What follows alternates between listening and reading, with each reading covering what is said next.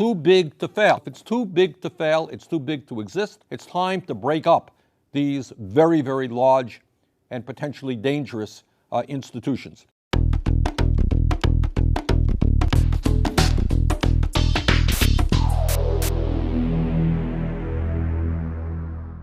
This is the anniversary of Wall Street collapse.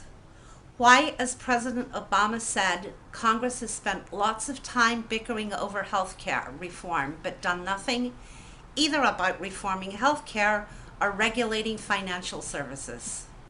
Joe asked a very, very important and, in fact, profound question. And let me just divide her question in two parts. First of all, she asked about health care. Why is there so much bickering? And let me give you the simple and short answer, Joe. In terms of Republicans right now in the Senate and the House, there is virtually no support for real health care reform. We've got 46 million uninsured, more underinsured. We got 1 million people this year who are going to go bankrupt because of medically related bills. We end up spending almost twice as much per capita on health care as any other country, and yet our Republican friends and the health care industry and the big money interests in health care, they're saying, no, we don't have to do anything. Oh, so what if healthcare costs are going to double in the next 8 years? Nothing is what we want to do because we're making a whole lot of money out of the system. That's what the bickering is essentially about. But healthcare is not the only issue that Joe talked about. And she raised a very important question, and that is, what is the Congress and the President doing about the disaster which we're currently experiencing as a result of the greed, the irresponsibility, and the illegal behavior on Wall Street? And Joe, I wish I could give you a lot better answer than I'm going to give you.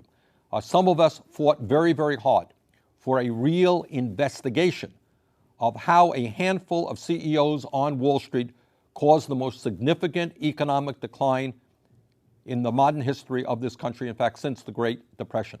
That's what we demanded. Now, what's going to happen in the next couple of weeks is there is going to be the beginning of an investigation. How strong it will be remains to be seen, and I have my doubts. Bottom line here is the American people have a right to know exactly who it was whose greed and illegal behavior and irresponsibility caused this crisis. Who are they? Who is going to go to jail for the suffering that they've caused to the American people? How do we make sure that this crisis never erupts again? What have we learned from the current crisis? Now, let me very briefly mention to you some of the areas that we are working on in terms of financial reform. Number one, obviously, the need for a real investigation and for a demand of accountability as to who caused this crisis. Number two, all of us remember the outrageous situation with regard to credit card companies and the fact that they are charging millions of Americans 20, 25, 30, 35% interest rates. That is usury. That's what it is. That is not lending out money. That is just ripping off people big time.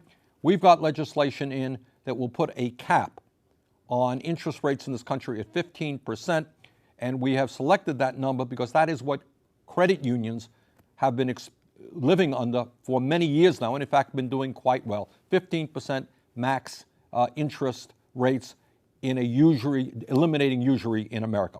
Second area, too big to fail. The reason we have spent hundreds of billions of dollars bailing out our friends on Wall Street is the argument is if they went under, the whole economy would collapse. Well, if it's too big to fail, it's too big to exist.